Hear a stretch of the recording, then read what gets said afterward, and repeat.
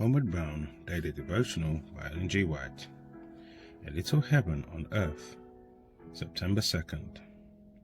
Denying ungodliness and worldly lust, we should live soberly, righteously, and godly in this present world. Titus chapter 2, verse 12. We must let Christ into our hearts and home if we would walk in the light. Home should be made all that the word implies. It should be a little heaven upon earth, a place where the affections are cultivated instead of being studiously repressed. Our happiness depends upon this cultivation of love, sympathy, and true courtesy to one another. The reason there are so many hard-hearted men and women in our world is that true affection has been regarded as weakness and has been discouraged and repressed. The better part of the nature of person of this class was perverted and dwarfed in childhood, and unless rays of divine light can melt away their coldness and hard-hearted selfishness, the happiness of such is buried forever. If we would have tender hearts such as Jesus had when he was upon the earth, and sanctified sympathy such as the angels have for sinful mortals, we must cultivate the sympathies of childhood, which are simplicity itself. Then we shall be refined, elevated, and directed by heavenly principles.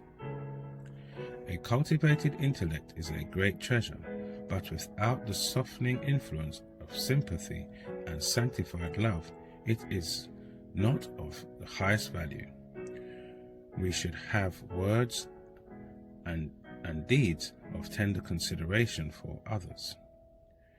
We can manifest 1,000 little attentions in friendly words and pleasant looks, which will be reflected upon us again.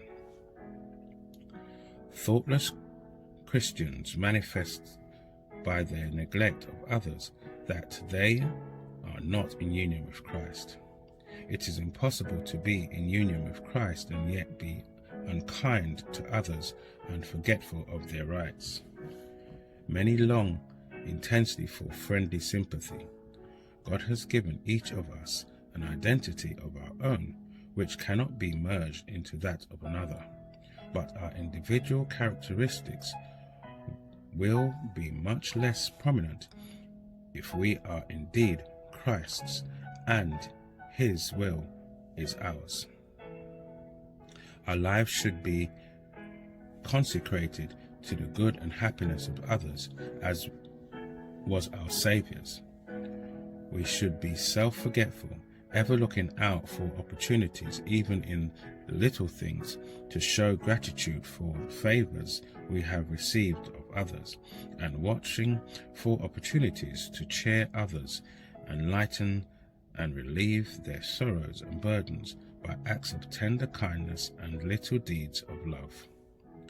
These thoughtful courtesies that commencing in our families extend outside the family circle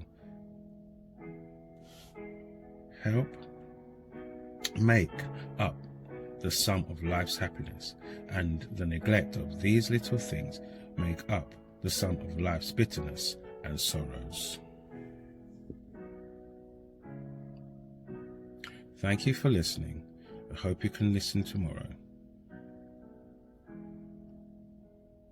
Homeward Bound.